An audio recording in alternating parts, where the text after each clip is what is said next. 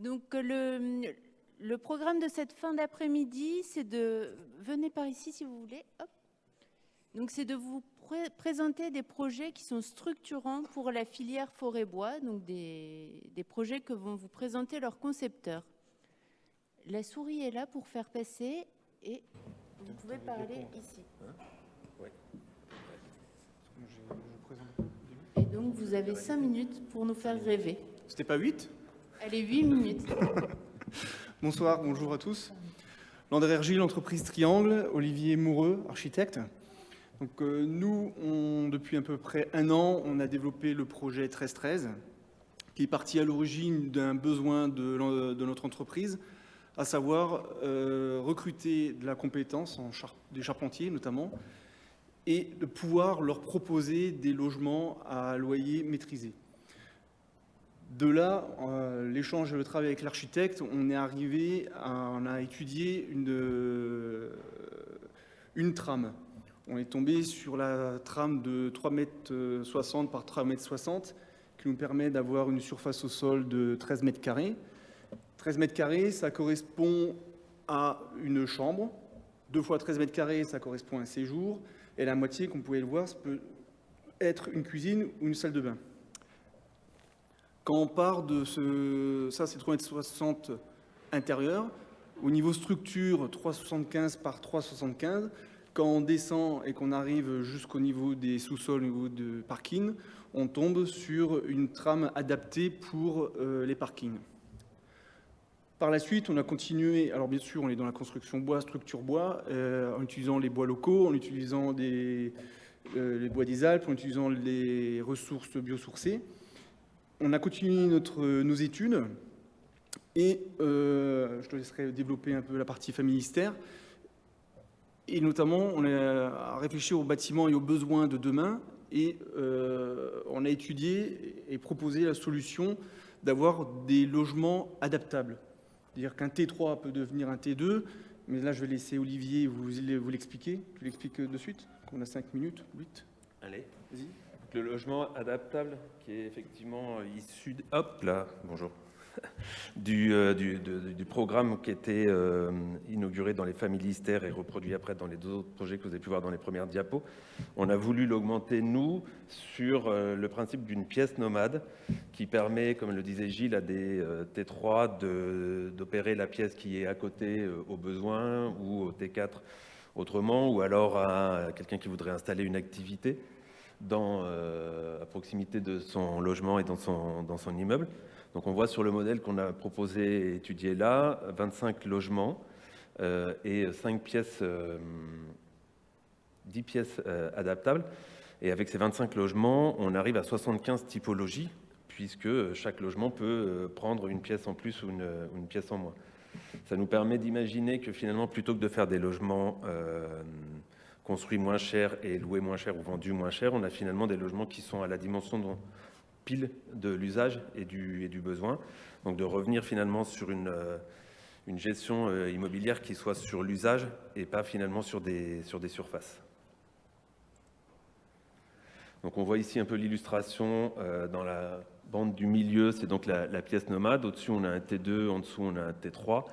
Cette pièce nomade, elle peut grâce au mur mobile dont parlait Gilles tout à l'heure, venir augmenter le T2 et du coup dans le même étage ou au même niveau on a 2 T3, ou alors cette pièce nomade elle peut être ajoutée au T3 qui était en bas et dans ce cas là on a un T2 et un T4. Ça, c'est le système constructif qui nous permet d'avoir des pièces nomades et un système constructif qui se passe sur du poteau-poutre. Et donc, on a un sens de trame où les poutres sont doublées, ce qui permet d'intégrer les réseaux dans le logement pour que la pièce nomade puisse être soit du bureau, soit du logement. Ce n'est pas les mêmes fluides, ce n'est pas les mêmes ventilations. Donc, on a des réseaux intégrés. Et ces réseaux finalement intégrés peuvent, à l'intérieur du logement lui-même, rendre le logement adaptable, puisque la cuisine peut être dans des pièces différentes. Donc, comme l'a montré Gilles au début, la pièce de 13 mètres carrés, c'est une chambre ou une cuisine.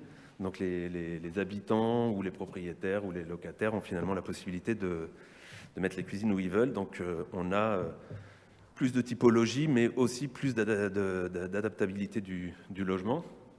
Et ça, c'est pour finir sur la trame constructive et sa possibilité. C'est finalement, on a des façades qui sont non porteuses. Donc, on a une liberté de choix et de matériaux et de solutions techniques. Ça nous permet finalement d'imaginer qu'on puisse construire en fonction des opportunités du site, à proximité. Si on construit en Camargue, on peut construire en Val de Ris. Si on construit en Provence, on peut construire avec des foins de lavande. On peut construire en briques si on est sur un autre site ou sur un autre terrain. Donc tout ça nous permet d'être plus local, plus frugal, tout en gardant la qualité d'exécution et d'ouvrage. Pour conclure, à ce jour, on a un bureau d'études structure. Alors, on remercie la BPI parce que grâce à un financement, une subvention de la BPI, ça nous a permis d'avancer sur la partie recherche et développement. Donc, on a un bureau d'études structure, on a des bureaux d'études thermiques, acoustiques, un économiste et l'équipe d'architectes qui travaillent sur le développement de notre projet. Notre objectif, rendez-vous donc en février pour la réalisation d'un prototype de 2, 3, voire 4 cellules à l'échelle 1 qui seront sur notre entrepôt à Gardanne, proche de notre usine, pour le présenter, le montrer aux futurs investisseurs ou pouvoirs publics qui seraient intéressés pour un premier projet d'un bâtiment. Donc qui allie la structure bois, qui allie un enjeu social, qui regroupe aussi l'adaptabilité, excusez-moi, l'évolution des bâtiments. Voilà.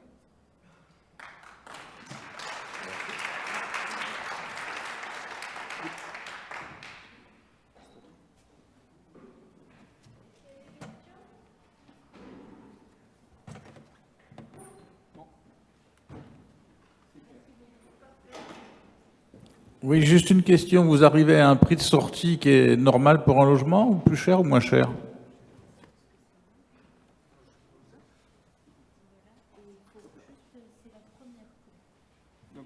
Pour l'instant, comme je vous l'ai dit, on est vraiment au début on est en train de faire justement les études de calcul, les études de structure. La réponse, on pourra la donner en janvier-février. On est en train de chiffrer justement le projet. En janvier-février, quand on présentera la maquette, on aura également le coût de construction d'un bâtiment type. D'autres questions? Merci. Guillaume de Bravandère de Fibois Sud. Donc avec Monsieur Coulon, on travaille sur Fibois Sud et la série Coulon, et avec les nombreux partenaires aussi qui composent l'écosystème de la filière et de la région. On travaille donc sur l'implantation d'une scierie 4.0 à Le Broc, au nord de Nice. Puis moi, je vais vous laisser présenter votre entreprise. D'accord. Ben, écoutez, bonsoir à tous, bonsoir mesdames, messieurs. Oui, je suis venu je vois Monsieur le Président David. Bonsoir, monsieur. Et je suis venu vous présenter un petit peu notre projet qui est situé sur un déplacement d'une scierie qui est sur une zone sur Biote. Ça veut dire nous avons un établissement ancien situé sur une grande zone sur la commune de Biote. On a été inondé dernièrement en 2015 avec des gros dégâts. Donc on poursuit l'idée de se déplacer pour pérenniser l'entreprise qui est très ancienne. En fait, c'est une entreprise qui a plus de 80 ans, et qui est une entreprise familiale. Donc depuis, cette entreprise, elle s'est développée. On est partenaire avec la scierie Geoffrey, qui était à Drape, qui a changé d'adresse et qui est maintenant située chez nous, et avec la société de transport et négoce Giraudot, qui, en fait, c'est un partenariat dans lequel on fait des échanges de matières premières, de services, etc. Donc, ça fait un groupe de sociétés qui fait environ 7 à 8 millions d'euros, 9 millions d'euros de chiffre d'affaires par an à peu près, avec une quarantaine de personnes. Chez nous, on fait aussi le rabotage, la taille de ferme, etc. et la récupération de bois, de déchets verts notamment. Voilà ce qu'on fait aujourd'hui. Donc l'idée, c'est de développer un projet sur la commune du Broc, sur un terrain qui fait environ 5 hectares. On a eu des difficultés pour avoir les permis de construire, etc. Mais maintenant, tout ça, c'est derrière nous. Donc c'est une unité de scierie qui regroupe la scierie Coulon et la scierie Geoffrey et la partie de la scierie Giraudot. On envisage de scier environ 25 à 30 000 m3 de grumes, destinés en partie à la charpente, à la construction en bois, etc. Une autre partie à la caisserie, à la palette, avec des bois locaux. On scie pratiquement 80% de bois local. Donc le projet lui-même, c'est une plateforme de triage de grumes, de sélection des grumes, trier les grumes. Il y a beaucoup de bois qui sèchent dans nos forêts, dans les Alpes-Maritimes. Donc on a des soucis de régénération de la forêt probablement qui seront de plus en plus difficiles. Donc on envisage de récupérer cette matière ligneuse, transformer ce qui est transformable et faire de la plaquette sur le site.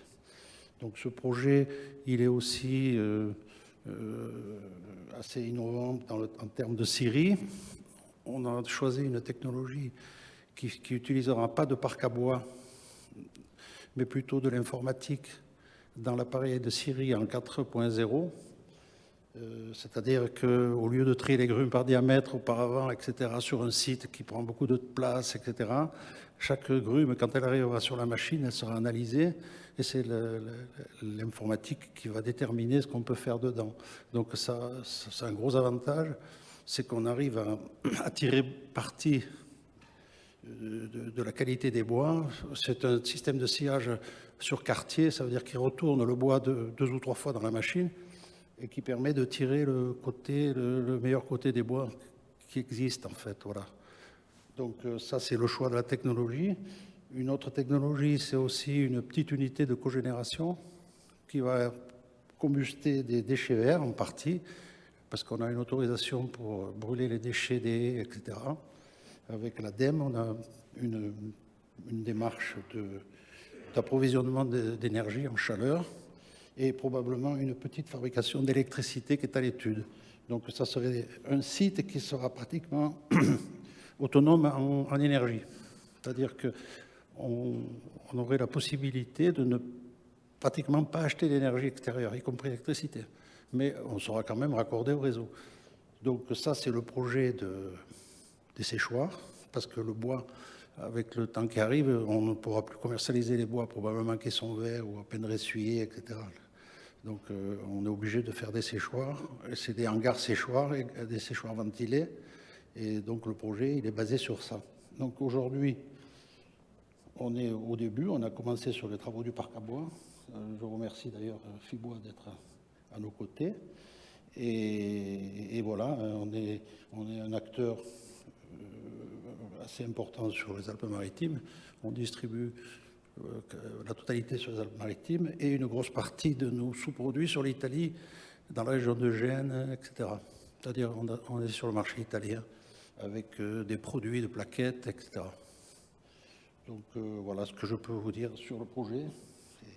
Et si vous avez des questions, je peux vous répondre. Merci. Merci beaucoup. Nous allons demander au groupement d'intérêt économique 16°7 de nous rejoindre. Bonjour ou bonsoir à tout le monde. Alors, 16°7, c'est un groupement d'intérêt économique qui a vu le jour maintenant il y a 8 mois que nous sommes immatriculés. C'est un projet qui a mis à peu près 3 ans à mûrir. Qu'est-ce que GIE 16°7 est? Donc, c'est un regroupement de 5 entreprises de construction bois dispersées dans la région PACA. Ces 5 entreprises représentent 17 millions d'euros de chiffre d'affaires, 130 salariés, 6 500 m² d'ateliers, 12 000 m² de bureaux et à peu près 520 chantiers par an. Le groupement économique...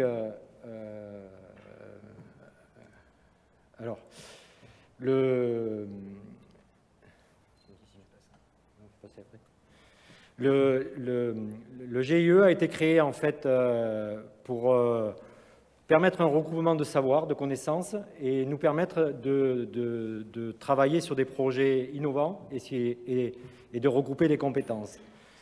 Et un des points forts de notre groupement était en fait de créer un bureau de recherche et développement, chose que nous n'avons pas beaucoup de temps à faire dans nos entreprises individuellement. Et ce projet, en fait, de construction de bâtiments que nous voulons porter, c'est un programme de recherche et développement sur des bâtiments multi-étages qui correspondent en fait purement et simplement à ce qu'est aujourd'hui la fameuse RE 2020, qui sont donc des bâtiments économes en énergie, des bâtiments avec un volet environnemental extrêmement fort. Et le but de notre programme, en fait, c'est d'utiliser dans la construction de ces bâtiments le maximum de bois locaux.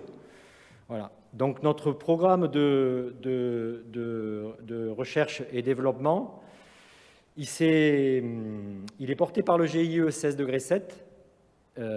Il a trouvé ses sources dans des financements État et région. Et regroupé donc, dans ce programme de recherche et développement pour construire des bâtiments multi-étages en bois locaux, des cabinets d'architectes, un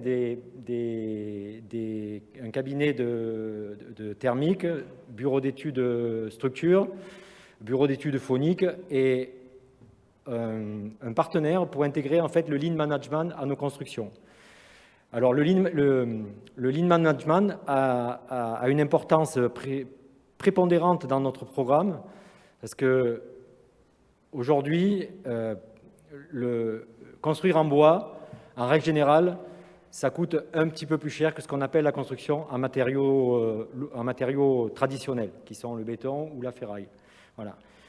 Et on va donc chercher en fait à gagner de la marge pour baisser le prix du coût de la construction sur l'organisation et la gestion de chantier. Donc on a un volet du programme de recherche et développement axé sur le lean management pour permettre en fait l'intégration des corps d'État sans perte de temps dans la réalisation des chantiers. Et on va pousser en fait la possibilité de construire des bâtiments en fait sous abri, ce qui nous permettrait en fait de réduire les délais de construction, qui nous permettrait d'avancer la préfabrication au maximum de ce qu'on peut le faire dans la construction bois, c'est-à-dire de poser des isolants, des pare-vapeurs ou des pare-pluie en atelier. Et ça nous permettrait surtout de pouvoir avancer le bâtiment en réceptionnant les étages les uns derrière les autres pour éviter en fait des grosses pertes de temps à ce que tout le monde connaît tous, les levées de réserve, les réceptions de chantier qui sont fastidieuses et contraignantes. Donc notre programme de recherche et développement a démarré. Donc on a nos architectes qui vont travailler sur le volet architectural. On va avoir un troisième groupe de travail qui va travailler sur le volet réglementaire, donc respect des structures, respect des règles bois et feu, respect environnementaux des bâtiments, et le volet management de lean management que je vous ai parlé tout à l'heure. Voilà. Le but de notre programme R&D, c'est en fait de construire des bâtiments de demain. Le bâtiment multi-étage, en fait, va nous servir un peu de fil conducteur. Ça va être un peu pour nous un fil d'Ariane pour nous permettre de structurer en fait la filière bois locale. On a longtemps pensé que la maison individuelle allait porter le marché, le développement du marché bois, notamment dans notre région PACA. On est en train de voir en fait que la maison individuelle, elle a entre guillemets atteint un plafond de verre et qu'aujourd'hui, on a des acteurs nationaux qui arrivent avec des prix qui nous permettent, nous, entreprises de structure bois, difficilement de coller à ce marché-là. Néanmoins, on veut quand même se servir du bâtiment multi-étage pour entraîner derrière nous toute une filière locale.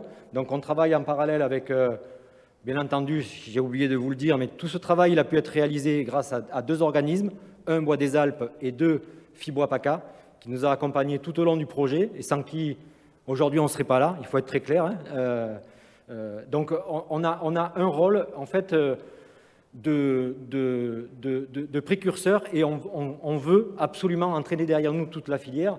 On a fait des rencontres avec M. Coulon il n'y a pas très longtemps pour justement travailler avec les scieries pour arriver à structurer en fait ce marché du bois d'œuvre, arriver à l'organiser, parce qu'en fait, si on arrive à concevoir des bâtiments, mais qu'on n'a pas la filière qui nous accompagne derrière, ça sera très compliqué. On trouvera toujours du bois, ça c'est pas de problème, mais notre ADN et notre but, c'est de construire avec le maximum de bois locaux. Voilà. Et quand je parle de la RE 2020, ce qu'on appelle la RE 2020, la réglementation environnementale, on va prendre aussi dans notre programme R&D en fait tous les matériaux environnants qu'on peut utiliser dans ce type de construction. Donc les projets ils vont vraiment être axés sur ce que sera en fait le bâtiment de demain. Je serai à la base du projet, j'espère que j'en serai pas à la finalité parce que c'est un projet qui doit être mené sur 20 à 30 ans pour les générations qui vont arriver derrière. Voilà, je vous remercie.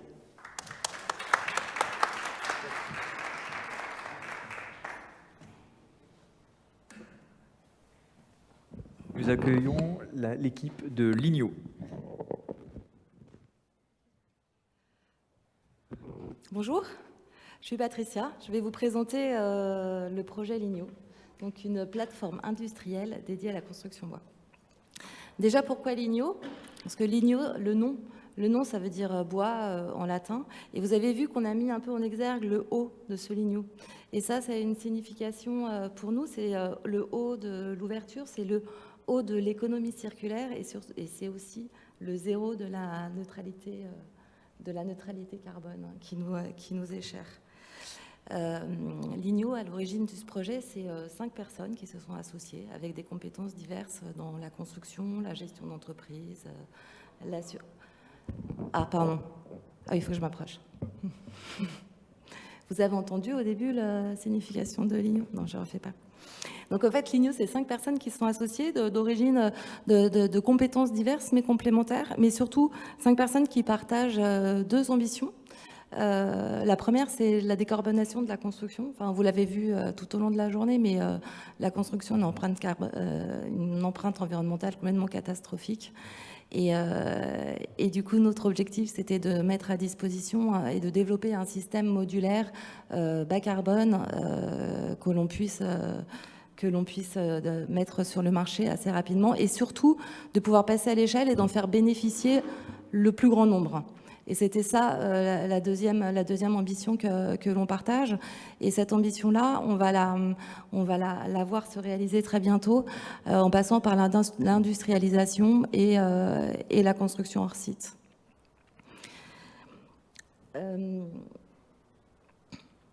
Du coup, ah oui, c'est à moi de passer au slide suivant. Du coup, le projet se concrétise autour d'une offre de produits. Du coup, une gamme de modules 2D fabriqués hors site dans la région sud, pour la région sud, avec des matériaux biosourcés ou sourcés régionalement. Pour nous, c'est très important de travailler en circuit court. Il faut savoir que dans la région, aujourd'hui, il n'y a pas vraiment de capacité de production un peu industrielle de modulaire dans la région PACA. Donc, cette gamme, vous voyez, elle est assez flexible. Elle va de modules qui vont de 30 cm à 2,40 m pour permettre une grande flexibilité architecturale et aussi une facilité dans le transport. Le transport ayant lui aussi un fort impact dans la performance carbone de la construction. Donc ces modules peuvent être utilisés ou en construction ou en rénovation. Donc pour tout type de projet, on pense à des projets d'habitation, des petits collectifs, des écoquartiers. On pense en tertiaire à des bâtiments scolaires ou des bureaux. À côté de ça, on offre des services. Donc c'est vrai que je vais un peu peut-être répéter ce que les ambitions de 16°7, mais finalement c'est assez rassurant de voir qu'on a fait les mêmes constats. C'est qu'on a besoin aussi de fluidifier le marché, d'apporter une offre de services. Bon, la première sont des services d'ingénierie pour accompagner la conception, modéliser le bâtiment, le transformer en instruction de fabrication dans l'usine, puis en notice de montage pour les personnes qui viendront le mettre en œuvre sur les chantiers. On travaille aussi sur des offres d'optimisation logistique des chantiers, qui nous semblent des choses assez importantes avec cette nouvelle façon de gérer et de préconstruire les bâtiments. Alors, on va fédérer, du coup, autour de l'IGNO, tout l'écosystème de la construction, pour cet écosystème qui partage la volonté de réaliser des bâtiments durables. Alors, où en sommes-nous aujourd'hui? En fait, on n'est pas complètement au stade de projet, puisqu'on est passé dans le vif du sujet. Cette année 2021 a été marquée par les premières réalisations. Alors, les premières réalisations ont été faites avec des petits bâtiments, des habitats individuels d'entre 150 et 200 mètres carrés. Ces réalisations-là nous ont permis de valider vraiment le concept de bout en bout, c'est-à-dire la facilité de conception avec les architectes en utilisant cette gamme de modules. La facilité de fabrication, alors là on n'est pas du tout dans la fabrication industrielle aujourd'hui, on est dans une fabrication plutôt artisanale, mais qui reste une fabrication hors site, et on a démontré la simplicité de fabrication et d'assemblage, et on a travaillé avec les constructeurs pour effectivement valider cette simplicité d'assemblage. Il faut savoir que dans l'équipe, on a des personnes qui sont issues du chantier, et que du coup la facilité, certes de fabrication, mais de mise en œuvre, était un élément clé dans le développement du système constructif. Alors bon, là, l'objectif, c'est de faire des modules pleins. Là, on est juste sur les modules structurels, hein, mais c'est vraiment la première étape.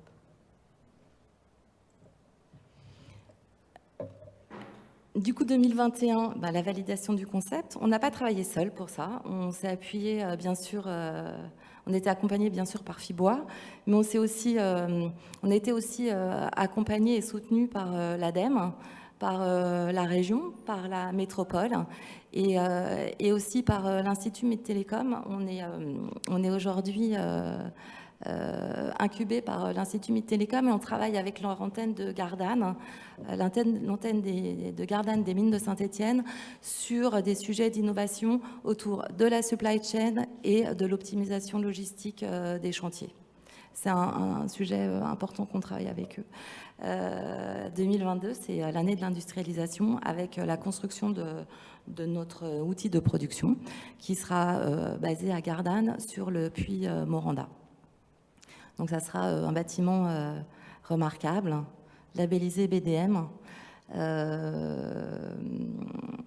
et donc de 1000 mètres carrés dans un premier temps. Il y aura des phases de développement après pour démarrer au plus tôt la production et à nos bureaux qui seront accolés à ce site-là. 2023, l'objectif, c'est de travailler sur les éléments complémentaires à ces modules.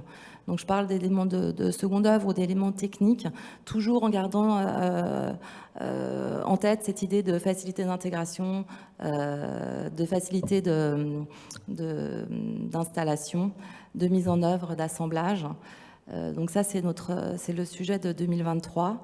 Et puis, si tout se passe bien, en fait, nous, ce qu'on voudrait, c'est plutôt que de faire voyager ces modules aux quatre coins de la France, ce qui serait complètement contraire finalement à notre philosophie, c'est plutôt de dupliquer ces unités de production légères dans d'autres régions pour répliquer ce modèle de local pour le local avec des ressources locales.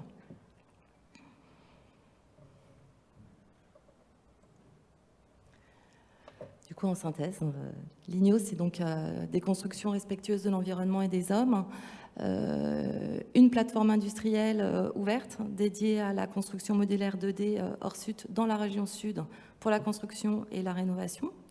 C'est une offre de produits personnalisables, biosourcés régionalement, associés à des services d'ingénierie et d'organisation de chantier. Et pour les maîtres d'ouvrage privés, publics, les architectes et les constructeurs. Je vous remercie.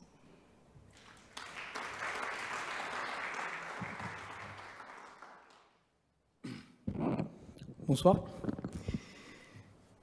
Je m'appelle Jérôme Solari, je suis architecte. Je vais vous présenter un projet qui s'appelle le concept Taki, qui est encore une fois un module. Ça ne devient plus du tout innovant de parler de module, en passant après mes confrères. Nous, on est un duo d'entreprises, en fait. C'est-à-dire qu'il y a une agence d'architecture que je dirige depuis 20 ans, donc, que j'ai créée, qui est à Aix, qui porte mon nom, et une société qui est plus récente, qui s'appelle Oki Construction, où on est architecte contractant général. Donc on est un peu sorti du cadre de la maîtrise d'œuvre classique pour se rapprocher des entreprises pour diverses raisons, et en particulier pour développer ce concept acquis. L'agence, on est spécialisé dans les bâtiments en bois et bioclimatique depuis qu'on a créé l'agence. Donc on a réalisé pas mal de choses, et il y a une douzaine d'années, on avait du mal à répondre à des demandes régulières de particuliers qui voulaient des maisons bioclimatiques et en bois pour 200 000 €.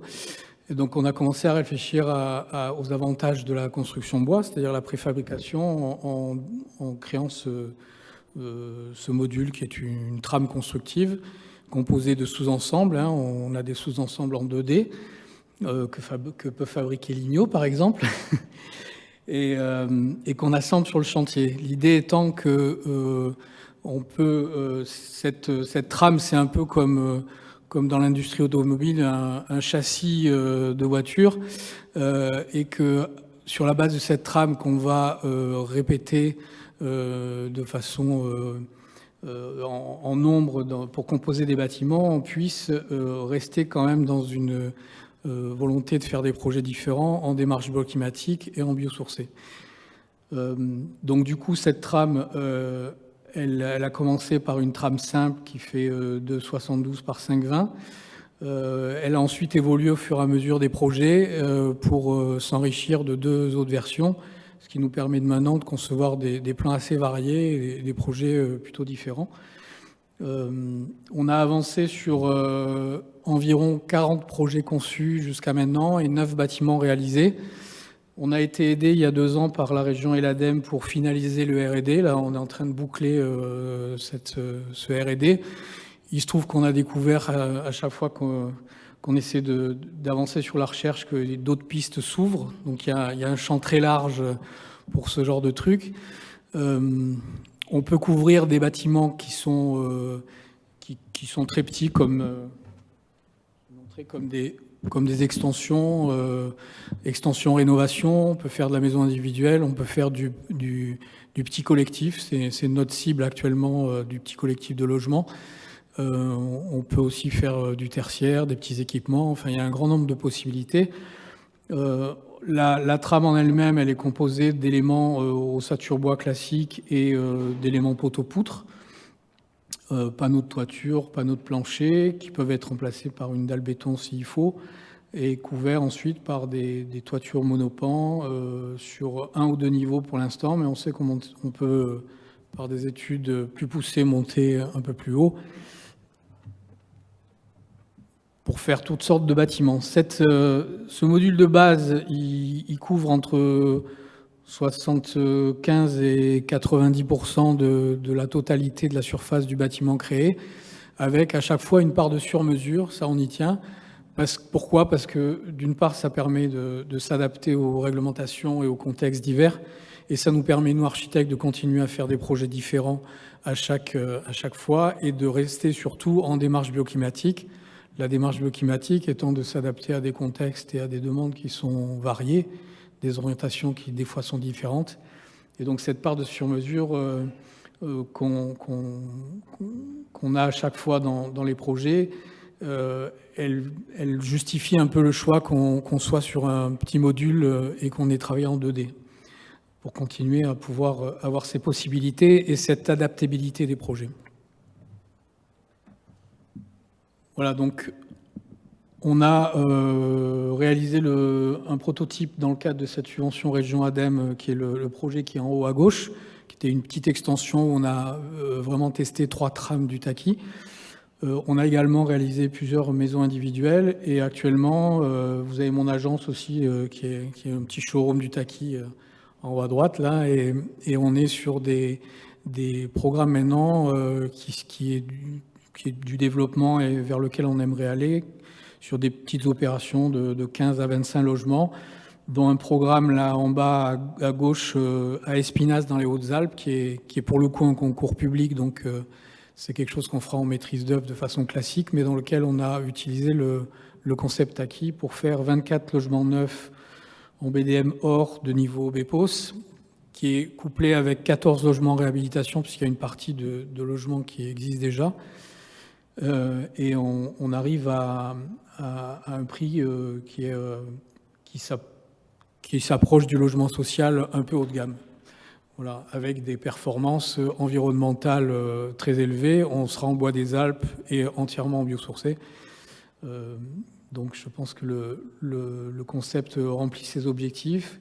Et c'est vraiment quelque chose qui est intéressant, qui n'est pas évident pour un architecte, parce que travailler sur un module qu'on répète à chaque fois, on pense tout de suite à quelque chose de répétitif et un peu insipide. Alors qu'en fait, c'est tout le contraire. On a quelque chose qui s'améliore à chaque chantier et qui occasionne des pistes de recherche et de développement qui sont vraiment multiples. C'est une belle découverte pour nous et en tout cas, c'est des pistes qui sont vraiment ouvertes et sur lesquelles on va continuer de travailler sur différents projets, différents programmes. Je vous remercie. Est-ce que vous avez des questions ?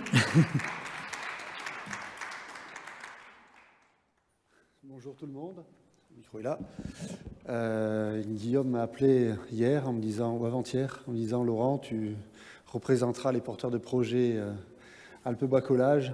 Tu as 5 minutes, 2 diapos, débrouille-toi. » Voilà, donc on va essayer.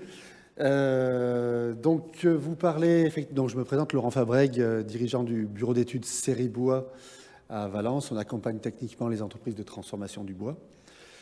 Et depuis quelques temps déjà, on accompagne un groupe de 4 entreprises situées dans les Hautes-Alpes qui a pour projet la création d'une unité de collage pour la charpente et la menuiserie.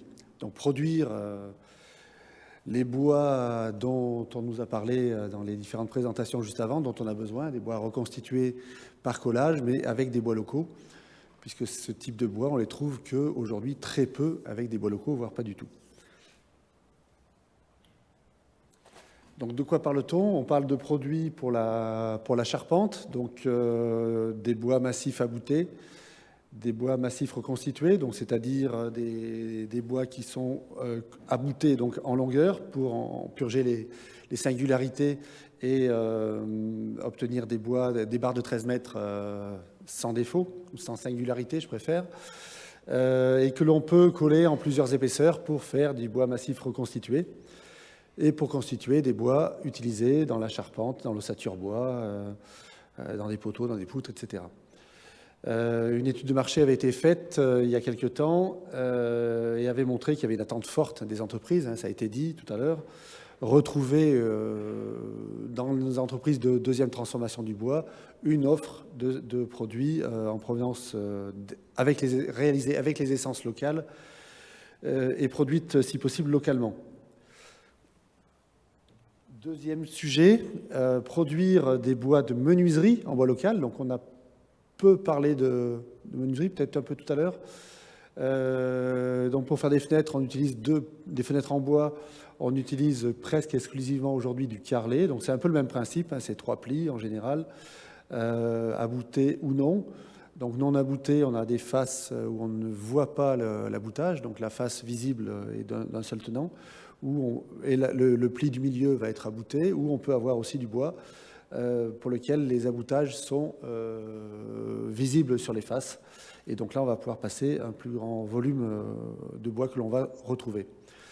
Juste une illustration, aujourd'hui, 13% des carrelets que l'on utilise en France sont produits sur le territoire national.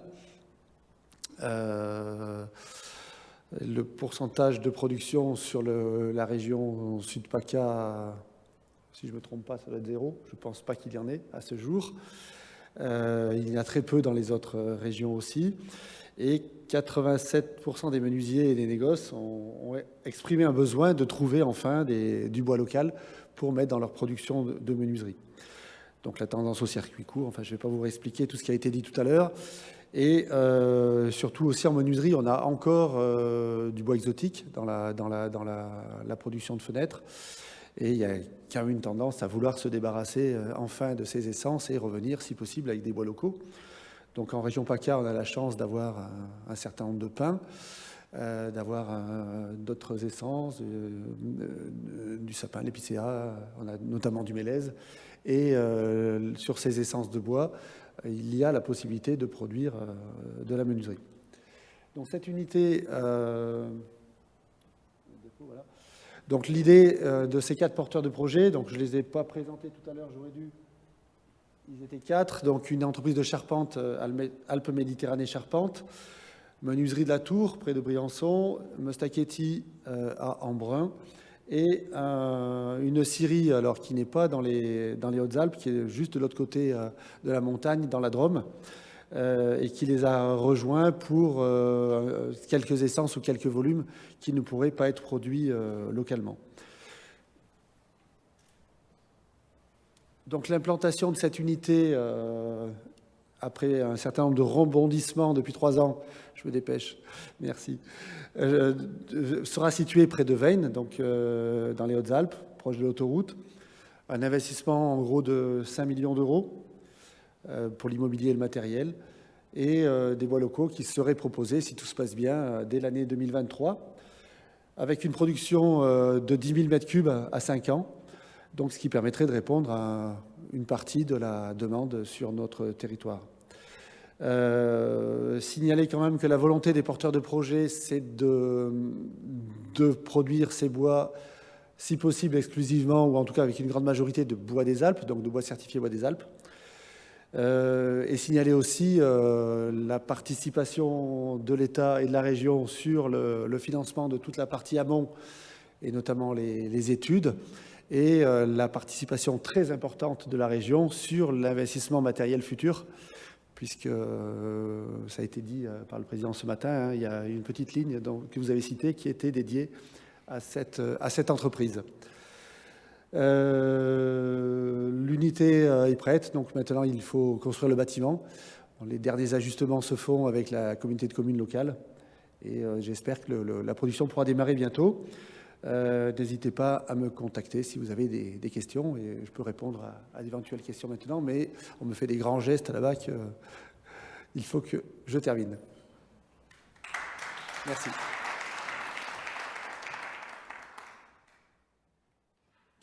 Bonjour à vous. Alors, la société M-Bio7 développe un produit dont on va voir, je vous laisse regarder la vidéo et puis vous me poserez des questions après, je pense que c'est mieux. Il y a le son sur la vidéo aussi, il ne faut pas oublier de le mettre. Voilà. Bâtir de manière simple et économique des constructions durables en recyclant des résidus de bois issus de déchetteries, de scieries ou de résidus forestiers non utilisés lors de la coupe.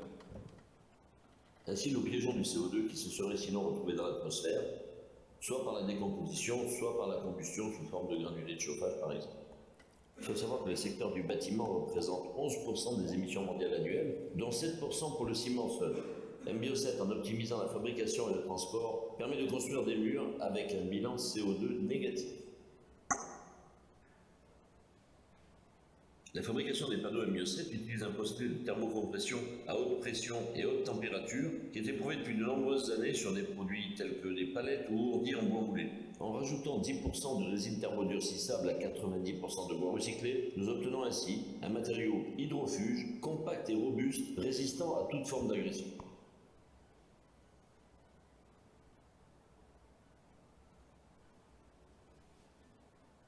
Tel que vous pouvez le constater, l'assemblage des panneaux s'apparente à un jeu de construction et ne nécessite ni main-d'œuvre qualifiée ni matériel lourd, si préjudiciable aux constructions traditionnelles en béton et par pain. compacité du transport permet l'usage de moyens simples et économiques, donc peu gourmands en CO2. La légèreté et la modularité du procédé permet de bâtir sans faire de lourdes et coûteuses fondations.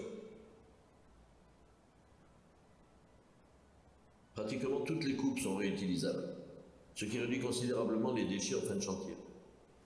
Une fois les panneaux assemblés, l'espace disponible à l'intérieur du mur autorise le passage des gaines techniques de plomberie d'électricité avant le remplissage avec l'isolant fluide de son choix. La découpe des ouvertures peut se faire après la construction du mur, sans reprise en sous-œuvre. On peut ensuite, si on le désire, poser un enduit, poser un bardage ou tout autre plaquage.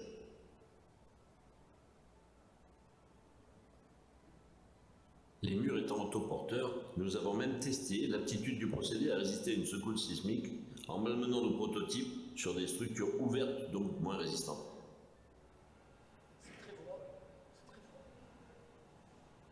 Les tests au feu sont édifiants, comme ici où vous pouvez les voir avec un chalumeau aussi acétylénique.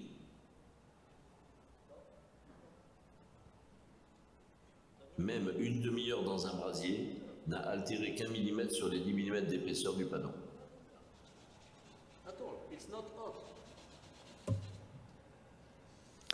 Voilà, vous avez vu en quelques images le procédé. Alors, jusqu'à présent, ces panneaux étaient produits en Bulgarie. Nous avons eu un prix aussi en Chine avec notre partenaire chinois, mais on n'a pas été le chercher, un prix de 300 000 RMB parce qu'ils voulaient avoir l'exclusivité mondiale du brevet.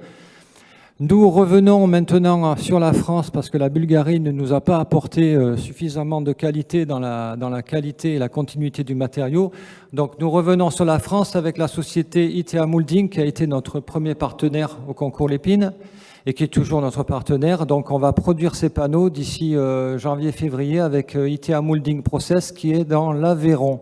Il n'y a que 2 sociétés en France qui font ce type de produit, c'est ITA Moulding et la société, je ne sais plus son nom, qui se trouve juste à côté. Alors il y a très peu de sociétés qui font du bois moulé sur la planète. Ça a été un gros problème pour nous de trouver comment faire le panneau MBio7 à partir du moment où on a inventé un panneau avec un plan de joint décalé. Bon, maintenant c'est fait. On a fait toute la partie R&D, on a fait la validation du process d'assemblage. Maintenant, il faut qu'on passe en production et qu'on produise en France pour pouvoir construire des maisons. Voilà, si vous avez des questions.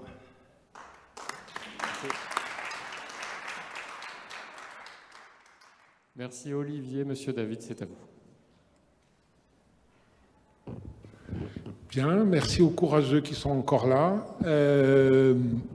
Bon, ça a été une magnifique journée. En tout cas, j'espère que vous y avez trouvé tout ce que vous êtes venu y chercher et apporter tout ce que vous avez pu apporter, tout ce que vous étiez venu apporter. C'est le principe même de rencontre. Hein. Donc c'est le mot principal de ce qu'on a fait aujourd'hui. Et innovation. Donc on a vu que les champs de développement sont nombreux. Et voilà, je ne vais pas m'étendre plus longtemps et simplement redire ce que je viens de dire à la journaliste du Moniteur. Je pense que pour nous, pour la filière bois d'une manière générale et la filière bois régionale, l'avenir est radieux. Et je passe la parole à Monsieur le Président.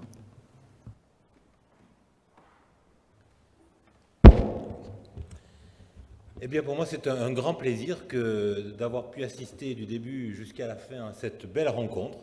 Effectivement, je suis maire depuis plus de 30 ans, je suis vice-président des communes forestières du département des Alpes-Maritimes, mais je ne m'étais pas forcément toujours impliqué comme ça aurait dû l'être. Et aujourd'hui, merci à Fibois de m'avoir fait une formation rapide. J'ai eu hier avec les services de la région, et aujourd'hui, j'ai eu le complément, et j'avoue que je suis très, très, très heureux d'avoir participé à cette rencontre où on a bien compris que, et ça vient d'être dit, Monsieur le Président, on a vraiment, la filière bois, un potentiel qui est immense. La région Sud a véritablement tout un rôle majeur à jouer, on l'a vu, vous avez démontré aujourd'hui combien on était capable d'innovation. Et lorsque le président Muselier parlait de « gardons une cope d'avance », eh bien quand on voit cette journée, quand on voit les présentations qui viennent d'être faites, eh bien on se dit qu'on est vraiment dans cette cope d'avance et qu'on peut au niveau national être un modèle Et je crois que le but et les conclusions de cette rencontre, c'est donnons-nous le défi d'être un modèle de l'innovation dans la filière bois en France. On est la deuxième région forestière de France. Et bien, je crois qu'on a un message à délivrer à la France et au monde, et que peut-être la région sud est bien positionnée. Avec ce que j'ai vu et ce que j'ai entendu aujourd'hui, j'en suis persuadé. Et je voudrais vraiment vous remercier au nom de la région, toute l'équipe de Fibois, monsieur le président et toute votre équipe. Vous avez été remarquables, et je crois que le partenariat que j'évoquais ce matin avec Fibois, avec l'ensemble des acteurs de la filière bois, augure le meilleur pour notre région. Merci encore à toutes et à tous pour votre contribution, pour votre implication, pour faire en sorte que cette filière, nous arrivions à y donner un contenu et que nous soyons toujours une région avec de l'innovation. Merci à tous.